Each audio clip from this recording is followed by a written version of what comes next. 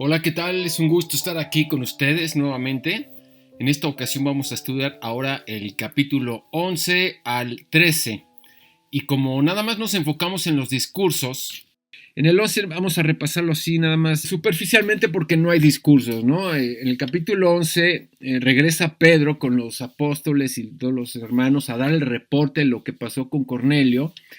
Inmediatamente en el versículo 2, los judaizantes o los que eran de la circuncisión, como les llama la Biblia, empezaron a discutir con Pedro, ¿no? ¿Por qué has entrado en casa de hombres incircuncisos? O sea, ellos veían a los gentiles como menos, ¿no? Ellos tenían muy arraigado que el hecho de ser judíos ya eran especiales, ¿no? Y creo que eso se ha propagado hasta el día de hoy.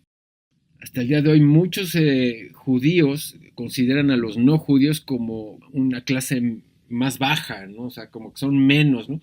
Nosotros, por ser judíos, étnicamente somos mejores que ustedes, ¿no? Y no es así. De hecho, en Deuteronomio 9:5 les dice, yo te escogí, pero no porque seas especial, porque seas mejor que otros, ¿no? Ni por tu propia justicia, sino porque Dios iba a usar a Israel para darle castigo a estas naciones impías, y por otro lado, también porque Dios lo había prometido a sus padres, Abraham, Isaac y Jacob.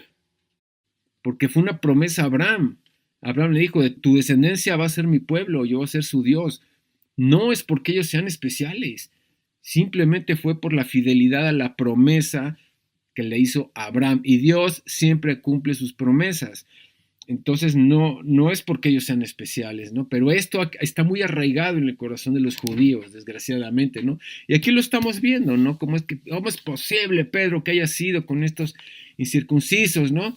Y a partir del versículo 4, Pedro les empieza a explicar lo que pasó, que él tuvo la visión del lienzo bajando y que fue llamado por ir con Cornelio y que le explicaron que Cornelio vio un ángel y que el ángel le dijo que llamara a Pedro, el que él fue y que se manifestó el Espíritu Santo y él cierra diciendo, bueno, ¿quién soy yo? Dice Pedro en el 17, ¿quién era yo para poder estorbar a Dios? O sea, algo que nos muestra esto es que la obra es de Dios. Y otra cosa muy importante que se me pasó ahorita decirlo con el resumen del capítulo 10 es que siempre es importante la predicación de la palabra para que Dios obre. O sea, tiene que haber predicación de palabra y una vez que se predica la palabra, se desata ahí sí la mano de Dios, se abren los cielos y Dios empieza a derramar de su espíritu, empieza a traer bendiciones a los oyentes, etcétera. Pero lo que abre la puerta, la llave que abre la puerta precisamente pues, es la palabra, ¿no? Y específicamente pues el evangelio. Entonces, ahí está narrando Pedro todo esto, ¿no? Y él culmina diciendo, pues, ¿quién era yo para estorbar a Dios? Entonces, les cayó el 20 a fin de cuentas a estos judíos, ¿no? Y le daban la gloria a Dios, ¿no? Y acaban reconociendo en el versículo 18, dice, no, pues, de manera que también a los gentiles ha dado Dios arrepentimiento para vida. Aquí empieza a manifestarse ya el plan de Dios que incluía a los gentiles.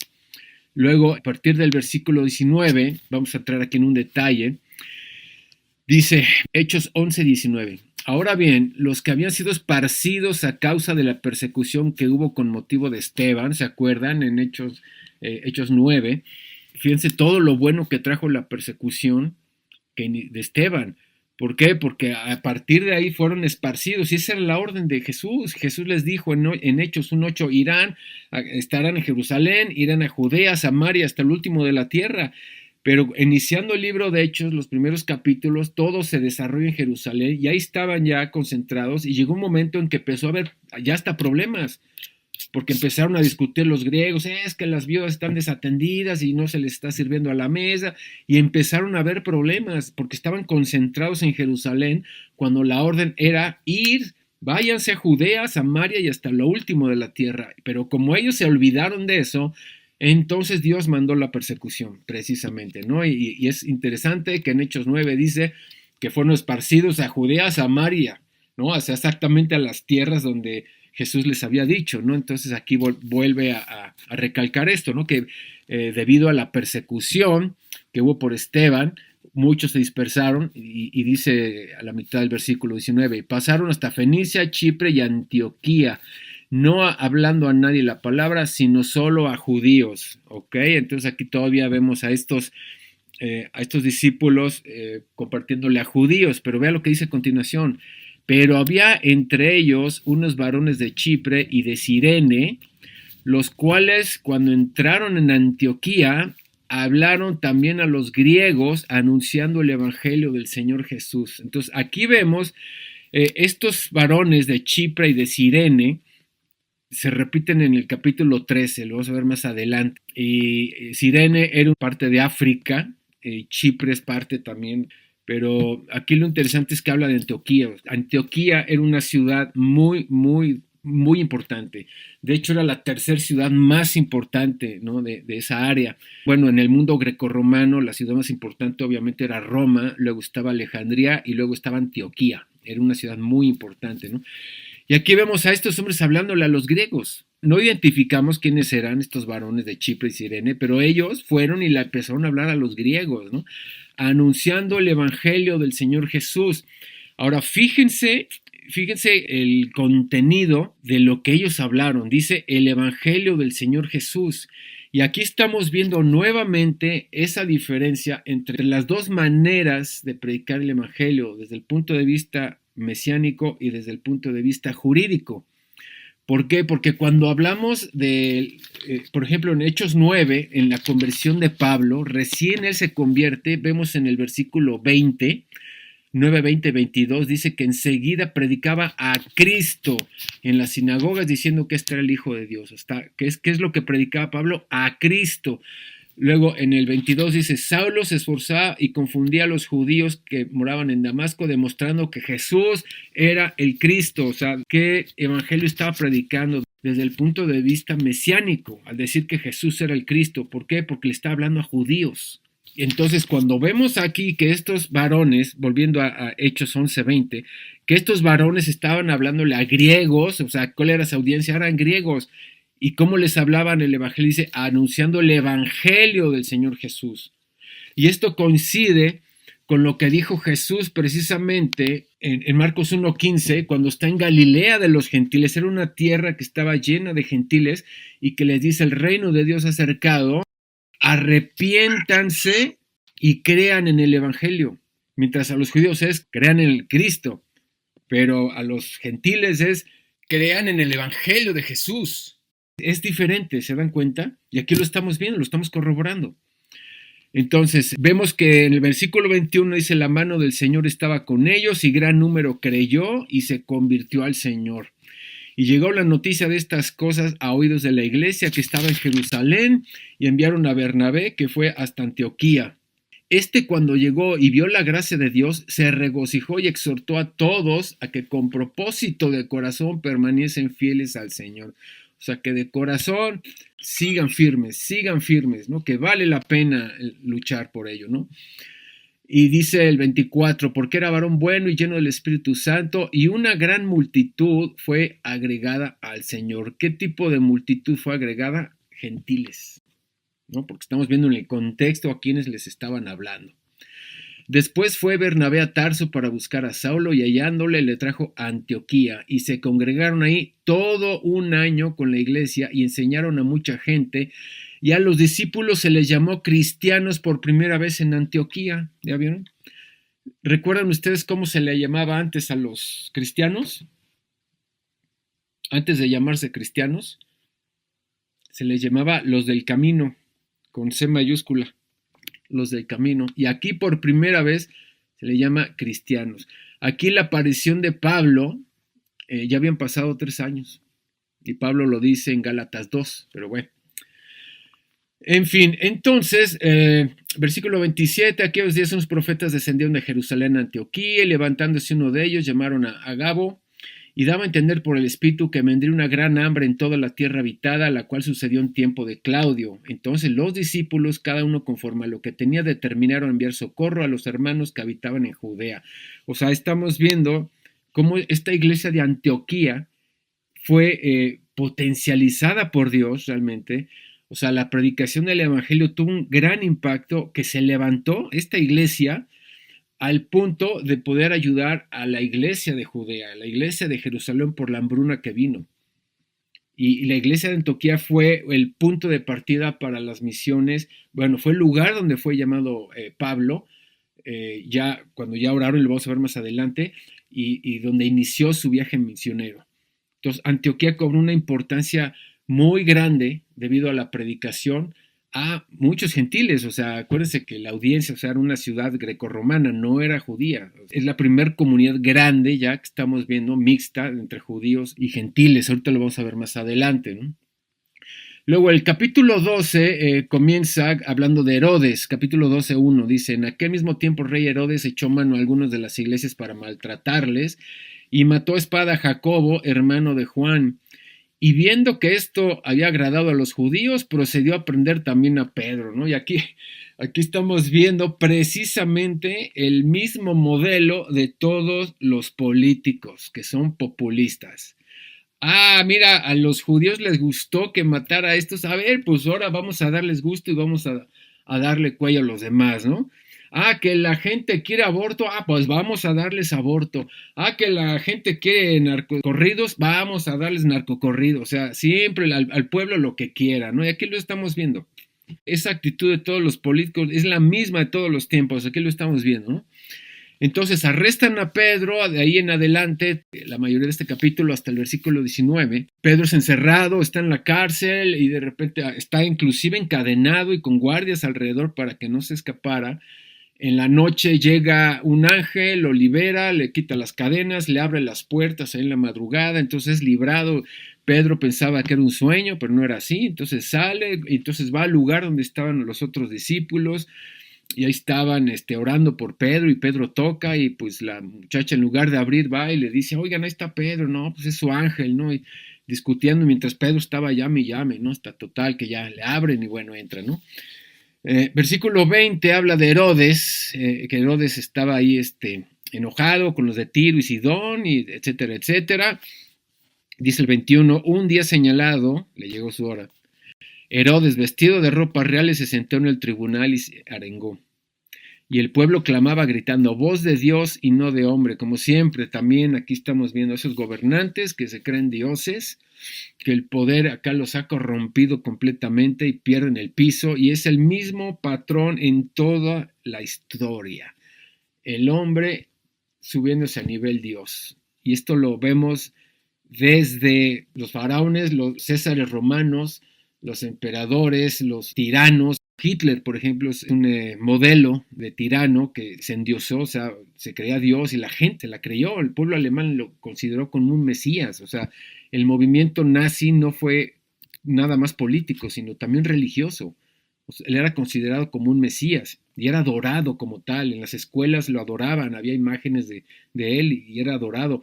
Hoy en día, por ejemplo, Kim Jong, el líder de Corea del Norte, también es adorado. Toda la población tiene la obligación 2 horas al día de parar actividades y de rendirle culto. Por eso hay más de 35,000 imágenes de Kim Jong en todo Corea del Norte, para que donde quiera que tú estés, pares actividades y le adores, ¿no? Y ese es el corazón del hombre, siempre, siempre, siempre. Esa frase que le dijo Satanás a Eva, serás como Dios, quedó impregnada en el corazón del hombre. Y aquí lo vemos siempre, el poder siempre, siempre, siempre corrompe, y los niveles de egolatría, ¿sí? Llega a nivel de creerse divinos, ¿no? Y aquí lo estamos viendo nuevamente con Herodes, ¿no? Voz de Dios y no de hombre, ¿no? El 23, al momento un ángel del Señor le hirió por cuanto no dio gloria a Dios y expiró comido de gusanos. Vaya qué muerte, ¿no? Y bueno, la palabra crecía y se multiplicaba. Estamos viendo en verdad una multiplicación, o sea, algo que solamente Dios podía hacer, ¿no? Que estaba multiplicándose de sobremanera, ¿no? Y Bernabé y Saulo, cumplido su servicio, volvieron a Jerusalén, llevando también consigo a Juan, en el que tenía por sobrenombre Marcos. Este personaje, Marcos, es el autor precisamente del Evangelio de Marcos. Luego, capítulo 13, dice el versículo 1, había entonces en la iglesia que estaba en Antioquía, aquí estamos viendo otra vez Antioquía, profetas y maestros. Ahora fíjense quiénes conformaban el grupo de profetas y maestros. Dice Bernabé, empezamos por Bernabé, luego Simón, el que se llamaba Níger, La palabra níger es una palabra latina que es negro. De hecho, en la Nueva Traducción Viviente dice que le decían el negro. O sea, seguramente era africano. Luego, Lucio de Cirene. Y Cirene es una zona también de África, por lo cual también habla de otra persona que no era judía. Es lo importante que quiero que noten, que no eran judíos. O sea, eran gentiles, eran africanos. Luego dice, Manaén, el que se había criado junto con Herodes el tetrarca. Y aquí estamos viendo este personaje, Manaén, el que se había criado junto con Herodes. Algunos teólogos dicen que era como un hermanastro de Herodes, o sea, que fue adoptado o que convivió con él mucho en su infancia, como quiera que sea. Vemos la radicalidad de los caracteres, ¿no? O sea, en lo que Herodes se fue hacia lo malo, se convirtió en un tirano, en un asesino, en un despiadado. Vemos a este hombre cómo es que él era un hombre piadoso, ¿no? Entonces, ¿de qué nos habla esto? Que no importa el entorno en el cual uno haya crecido, porque hay mucha gente que se justifica o que justifica su drogadicción o su maldad por la familia que tuvo. Eso lo ves mucho en la cárcel, ¿no? Cuando platicas con los presos te dicen, no, es que mi padre era así, era borracho y era un desgraciado y era esto y aquello, y por eso soy así, ¿no? Eso es un pretexto, porque ha habido personas que han vivido algo similar, o por ejemplo, en una misma familia, ¿no? Dos hermanos que viven con un mismo padre golpeador, borracho, ausente o como sea, y uno se desvía y uno decide irse a lo malo, pero el otro no. Y esto es común, aquí lo estamos viendo, como este hombre era hermanastro de Herodes, pero ahí estaba entre los profetas y maestros, ¿no? Y al final de la lista vemos a Saulo. Dice, y ministrando estos al Señor, la palabra ministrando quiere decir, estaban orando, de hecho es una liturgia, es una palabra griega, la liturgia que quiere decir adorar, que estaban adorando a Dios, ¿no? Dice, ya ayunando, dijo el Espíritu Santo, o sea, habló el Espíritu Santo, y esto nos muestra y echa por abajo esa doctrina herética de los testigos de Jehová que dicen que el Espíritu Santo es una energía, ¿sí? El Espíritu Santo no habla, y aquí estamos viendo que habló, dijo el Espíritu Santo, apartadme a Bernabé y a Saulo para la obra que los he llamado. Fíjense que no está diciendo apartadme a Bernabé y a Saulo para enviarlos a la misión, o sea, para iniciar la misión, sino que es para la obra, o sea, es algo global, es algo mucho más grande, no nada más era la misión de ir a predicar, sino era toda la obra de Dios en sus vidas, ¿no?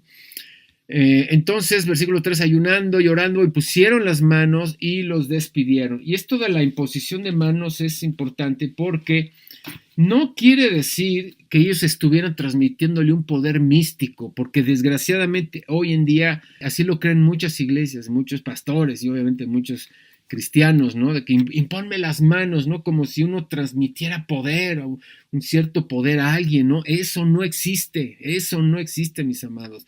La imposición de manos en este caso era más bien como una confirmación de toda la iglesia, de todos los apóstoles, que los están entregando a la obra del Espíritu Santo. O sea, Bernabé llevaba muchos años, ya mucho tiempo en la iglesia de Antioquía, era un pilar de la iglesia, era alguien importante.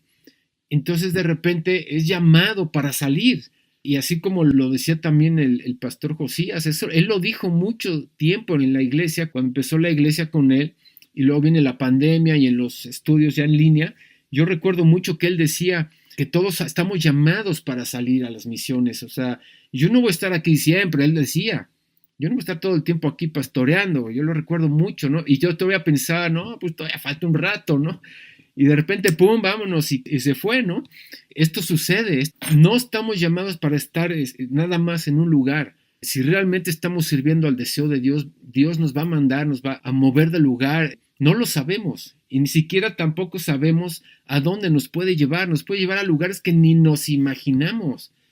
Entonces, bueno, mencionando todo esto, hay que aprovechar estos estudios, mis amados. No sé cuánto tiempo más vayamos a poder seguir congregándonos aquí por este medio, pero hay que aprovecharlos, porque no sabemos realmente los planes de Dios.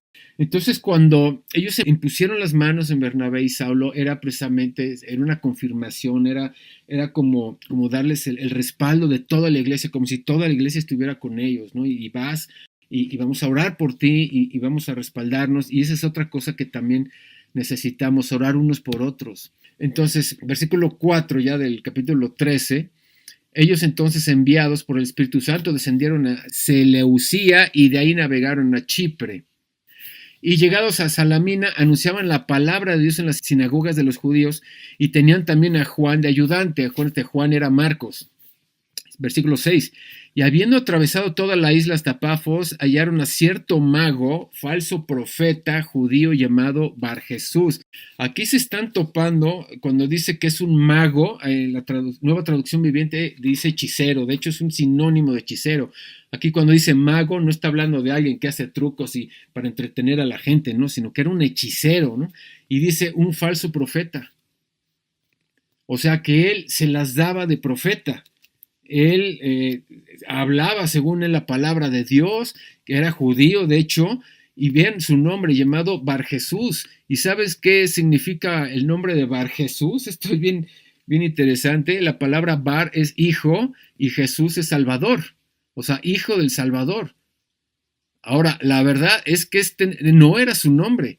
O sea, a lo mejor era un nombre que él se había puesto para engañar a la gente, porque precisamente se las daba de profeta, pero era un falso profeta, ¿no? Entonces vemos que en el versículo 7 estaba con él el procónsul Sergio Paulo, varón prudente, el procónsul, o sea, era un funcionario romano, era un hombre que estaba en la política. Entonces aquí estamos viendo esa conexión que también sucede hoy en día, esa conexión entre la oscuridad y la política. Es muy común, muy común, por lo menos aquí en México y yo creo que en todo el mundo, pero aquí yo he sabido, así a ciencia cierta, por personas que han estado ahí, que muchos de los políticos en México acuden a hacerse limpias y acuden a actos de hechicería para obtener poder. Entonces, a lo mejor no es aquí el caso, pero bueno, no es casual que hay esa conexión entre este era falso profeta precisamente y este político, hasta eso dice que era varón prudente, ¿no? Y dice, y llamando a Bernabé y a Saulo, deseaba oír la palabra de Dios, y esto es lo que lo diferencia de muchos políticos, precisamente porque él tenía deseo de escuchar la palabra de Dios. O sea, no fue casualidad que ahí estuvieran Bernabé y Saulo predicando y que llegara este hombre. Ese fue un encuentro que Dios preparó, porque Dios ya sabía que este varón, Sergio Paulo, que este varón tenía corazón para escuchar el evangelio. Acuérdense, antes de la predestinación está el preconocimiento. Entonces Dios ya sabía que él iba a aceptar el evangelio, que él se iba a convertir. Entonces por eso preparó ese encuentro con Bernabé y Saulo. Entonces ahí estaban, y dice el versículo 8, pero le resistía Elimas, el mago, pues así se traduce su nombre, o sea, ese era el verdadero nombre. Entonces, y dice, procurando apartar de la fe al procónsul. Aquí estamos viendo la oposición, estamos viendo a este hombre que estaba energetizado por Satanás queriendo interrumpir precisamente que este político escuchara la palabra porque se le iba a acabar su negocio, se iba a acabar su palanca, se iba a acabar todo esto. Y dice el versículo 9, entonces Saulo, que también es Pablo, lleno del Espíritu Santo, fijando en él los ojos, dijo, oh, lleno de todo engaño y de toda maldad, hijo del diablo. Acuérdense que su nombre Barjesús era hijo de salvación, pues aquí le está diciendo Pablo que su verdadera identidad, hijo del diablo, le dice, enemigo de toda justicia. Válgame, o sea, ¿qué palabras vino a decirle Pablo a esta persona? O sea, realmente se fue pero a la yugular, o sea, se fue con todo. Y es que en verdad lo que estaba haciendo este hombre era algo grave. O sea, estar deteniendo la salvación a un alma, wow, o sea, eso va en contra del deseo de Dios. O sea, ¿cuál es el deseo de Dios? Que las almas se salven. Y estamos viendo a este hombre queriendo interrumpir el deseo de Dios. O sea, es un delito gravísimo y por eso vemos cómo es que Pablo le corta la cabeza, o sea, se va pero con todo, con este hombre y vea todo lo que le dice, lleno de engaño, de toda maldad, hijo del diablo, enemigo de toda justicia. ¿No cesarás de trastornar los caminos rectos del Señor? Ahora pues, he aquí, la mano del Señor está contra ti, y serás ciego, y no verás el sol por algún tiempo. E inmediatamente cayeron sobre él oscuridad y tinieblas, y andando alrededor buscaba a quien le condujese de la mano. Aquí vemos, obviamente, el respaldo que tenía Pablo de Dios, de decirle, sabes que vas a quedar ciego y que queda ciego. Y acuérdense que los milagros en el libro de Hechos, ese poder para hacer milagros, fue delegado a los apóstoles. Ellos tenían el poder de hacer milagros y lo estamos viendo, pero no era lo más importante y no es algo que ya a nosotros se nos dé ya de manera obligatoria, o sea, que Dios esté obligado a respaldarnos a hacer milagros. O sea, eso no es lo importante. No estoy diciendo que no podamos hacer milagros, pero no es lo más importante. No fuimos llamados a hacer milagros, fuimos llamados a predicar el evangelio. Entonces vemos cómo es que Pablo ora y que lo deja ciego, ¿no? Y versículo 12, entonces el procónsul, chequen, entonces el procónsul, viendo lo que había sucedido, creyó maravillado del milagro. ¿Ya vieron? Así dice, ¿no? O sea, el procónsul fue testigo de lo que acaba de suceder, que Pablo oró y lo dejó ciego. ¿Pero por qué creyó él? Dice, maravillado de la doctrina del Señor. ¿Ya vieron? Aquí está el énfasis de lo que es la palabra de Dios. No es la primera vez que sucede. Pasó con Pablo. ¿Y qué pasó con Pablo? Que se le aparece Jesús, ni más ni menos que Jesús resucitado en toda su gloria, y nunca habla de eso, más que cuando da testimonio en Hechos 26. Pero nada más. Pero todo el ministerio de Pablo es presentando a Jesús como el Cristo. Y nunca habla de su milagro. Otro caso, lo mismo, los discípulos de Maús. Ahí van caminando y de repente se aparece Jesús, no lo reconocen, se sientan con él a la mesa, parte el pan y se les abren los ojos y desaparece Jesús. Y no dicen, ay, no ardía nuestro corazón ahorita, ¿ya viste cómo desapareció Jesús? Ni siquiera se asombran de eso. Fue más el asombro de entender el evangelio, de ver la palabra viva así en su vida, es más impacto eso que el mismo milagro. Por eso no debemos guiarnos por milagros. Versículo 13, habiendo zarpado de Pafos, Pablo y sus compañeros arribaron a Pergué de Panfilia, pero Juan, apartándose de ellos, volvió a Jerusalén. No sabemos la razón por la cual Juan se fue, pero bueno. Ellos, pasando de Pergue, llegaron a Antioquía de Pisidia y entraron a la sinagoga un día de reposo y se sentaron. Y después de la lectura de la ley y de los profetas, eso es lo que se hace en las sinagogas. De hecho, la palabra sinagoga es una palabra griega, no es hebrea, pero es griega y es lugar de reunión donde se congregan los judíos, ¿no? ¿Para qué? Para leer la palabra. Y después de leer ya comenta, ¿no? Entonces aquí lo vemos, ¿no? Dice, después de la lectura de la ley y de los profetas, los principales de la sinagoga mandaron a decirles a quienes, a Bernabé y a Saulo. ¿Por qué? Porque ellos eran conocidos. Saulo era muy conocido entre los judíos, era un erudito, era de los más preparados, era un hombre importante, entonces lo invitan y le dicen estos judíos, varones hermanos, si tenéis alguna palabra de exhortación para el pueblo, hablad. Y aquí entra un discurso de Pablo, versículo 16, entonces Pablo, levantándose, hecha la señal en silencio con la mano, dijo, varones israelitas y los que teméis a Dios. Aquí estamos viendo dos tipos de audiencias. Estamos viendo el primer discurso, mis amados, en el libro de Hechos, el primer discurso mixto, que está hablando tanto a judíos como a gentiles. Aquí lo estamos viendo, varones israelitas y los que teméis a Dios, oíd. Y es lo mismo aquí cuando dice los que teméis a Dios, o sea, sí está hablándole a los gentiles, pero ¿a qué tipo de gentiles?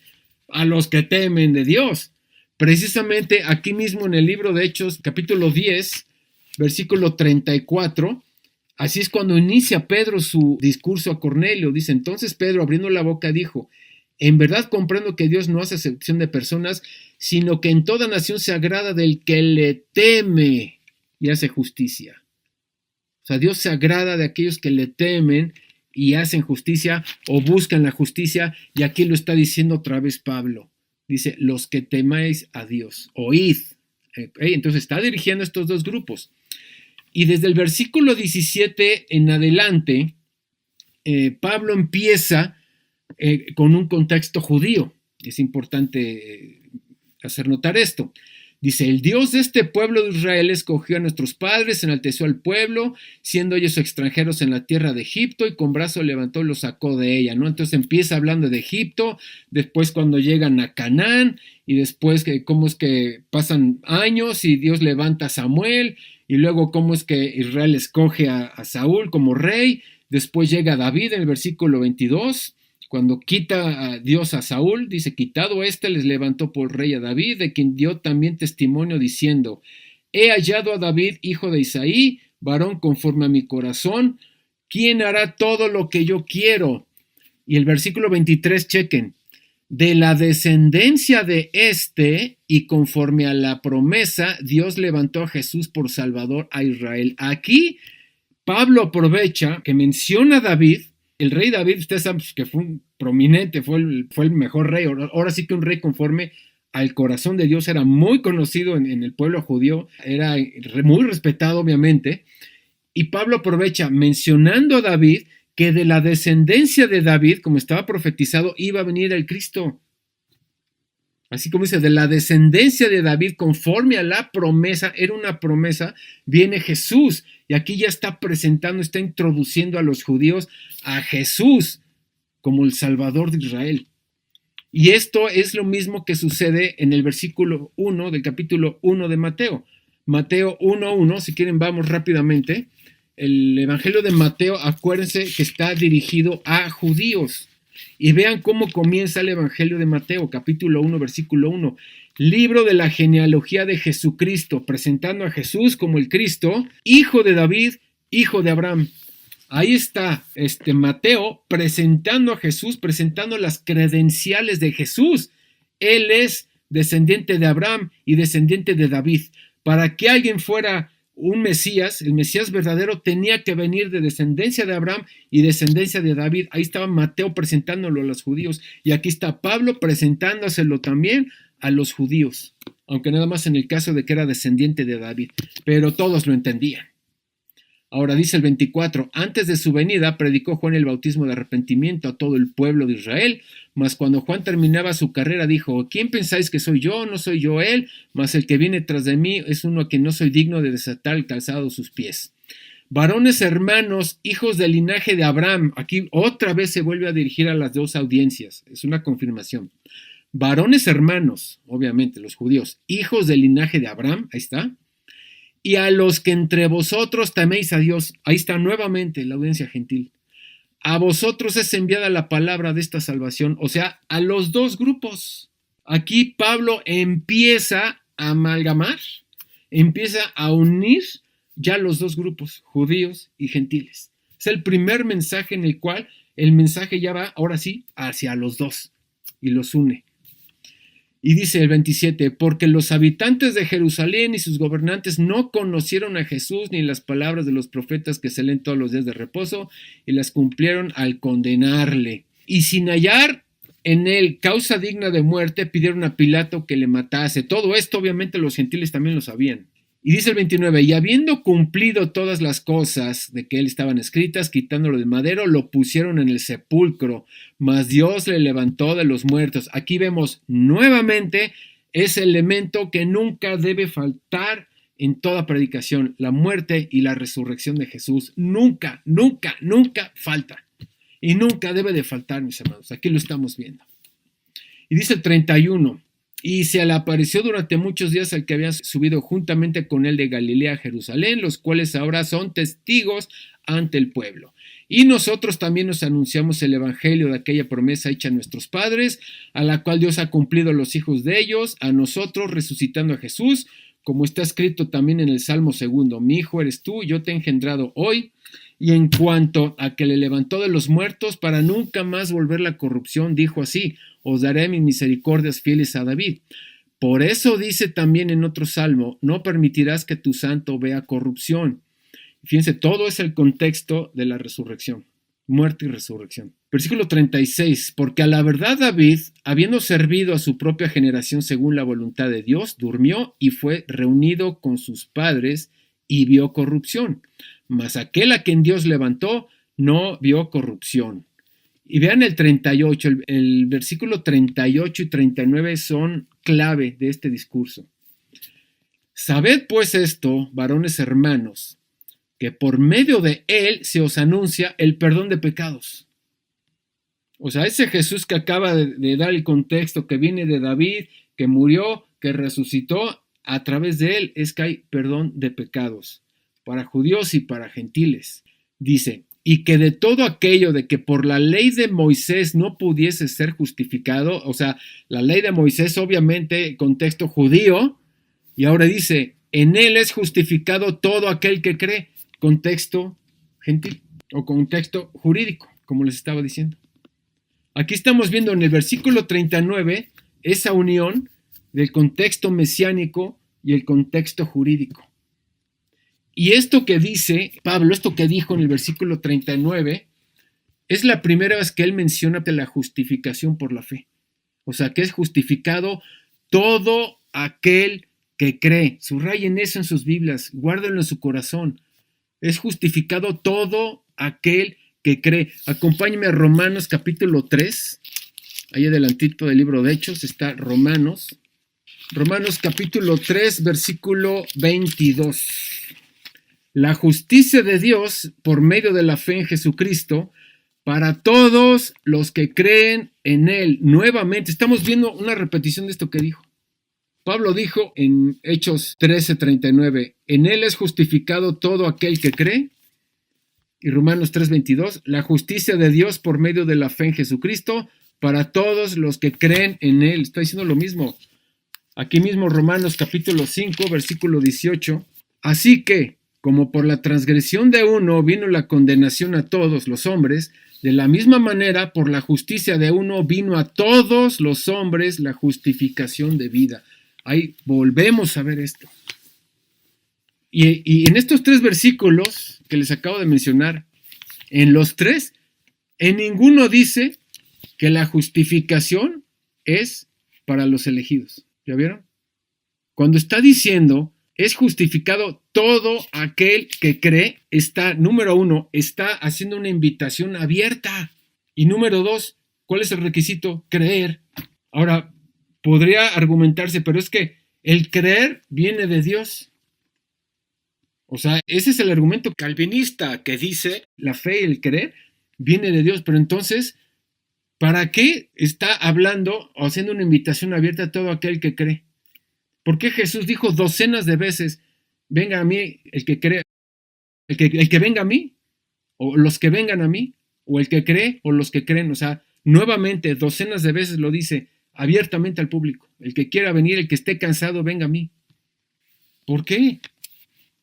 Porque Dios sabe, acuérdense, antes de la predestinación hay un preconocimiento. Entonces, el creer es algo que uno decide y lo vamos a ver después con Pablo. Cuando da su testimonio al rey Agripa en Hechos 26:19, dice, por lo cual, oh rey Agripa, no fui rebelde a la visión celestial.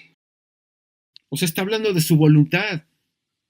Entonces, el creer, la fe, tiene que nacer de uno. Porque si no, entonces seríamos robots. Tú sí, tú no, tú sí, tú sí, tú no. O sea, el contexto de la elección por la voluntad divina, vamos, de que tú vas a ser salvo porque así Dios lo terminó y ya. Hagas lo que hagas, así seas Drácula, así te portes, pero pésimo, te vas a salvar porque así Dios lo determinó. No tiene respaldo, no tiene fundamento. Y por eso es que el Evangelio tiene poder de Dios, porque es el Evangelio, nada más el Evangelio, lo que puede despertar la razón y la conciencia que es tocada por el pecado, abrirnos el entendimiento y hacernos ver nuestra condición de perdidos y entonces producir arrepentimiento y así producir una fe. O sea, necesito de ti, Señor. Pero es algo que nace de uno. Y aquí lo estamos viendo en estos tres versículos. Pablo lo está diciendo. La justificación para todo aquel que cree. Y bueno, los tres primeros capítulos del libro de Romanos habla mucho más extenso de esto. Muchísimo más. Inclusive la misma definición del Evangelio, en Romanos 1, versículo 17, dice, porque en el Evangelio la justicia de Dios se revela por fe y para fe, como está escrito, mas el justo por la fe vivirá. Y en el versículo anterior dice, cuando el Evangelio es poder de Dios para salvación a todo aquel que cree. Ahí está nuevamente. No está mencionando nada que si eres elegido, ¿no? En fin, el discurso continúa del versículo 40 en adelante. Y dice el 42, cuando salieron ellos de la sinagoga de los judíos, vean lo que sucedió, los gentiles le rogaron que el siguiente día de reposo les hablasen de estas cosas. O sea, a los gentiles se les despertó su conciencia, su espíritu, su hambre por saber más. Por favor, háblanos más de esto, porque para ellos era nuevo, era como un bálsamo, era algo fresco, era algo que necesitaban escuchar. Los judíos ya habían escuchado durante toda su vida historias del Cristo, historias del Cordero y la ley, y era algo tan masticado que para ellos ya no era el mismo impacto escuchar de que Jesús y que el Cristo, esto ya no era lo mismo, pero para los gentiles era algo así impactante, era algo nuevo, era lo que ellos necesitaban escuchar en un mundo de tinieblas, en un mundo de tanta confusión, y es exactamente lo mismo hoy en día, mis amados. La gente necesita escuchar el Evangelio, necesitan escuchar el Evangelio. No hay que hablarles de profecías, no hay que hablarles de griego, ni hablarles de escatología, ni nada de eso. Hay que hablarles el Evangelio como Jesús lo ordenó. Y vemos entonces cómo es que les ruegan, por favor, ¿no? Versículo 43, despedida la congregación, muchos de los judíos y de los prosélitos piadosos siguieron a Pablo y a Bernabé, quienes hablándoles les persuadían a que perseverasen en la gracia de Dios. Ahí estamos viendo a judíos, prosélitos, que eran gentiles convertidos al judaísmo. Y en el 44 dice, el siguiente día de reposo se juntó casi toda la ciudad para oír la palabra de Dios. Fue tan impactante el discurso de Pablo que ahí estaba casi todo el pueblo. ¿Y qué fue lo que pasó? Lo que siempre sucede, versículo 45. Pero viendo los judíos la muchedumbre, se llenaron de celos. Ahí está el punto. Ya no somos nosotros los protagonistas, ya no somos nosotros los importantes. Se nos va a acabar el negocio. Vieron amenazado su imperio, como lo mencioné en el estudio de ayer, ese imperio religioso que manipulaban la escritura y que ellos tenían ahí sus comodidades, su dinero, su posición, el respeto de la gente, rabí, rabí. Les encantaba que les llamaran rabí, rabí, que los vieran así como, pues como dioses prácticamente, ¿no? Y por eso es que se llenaron de celos. Y no es la primera vez que pasa.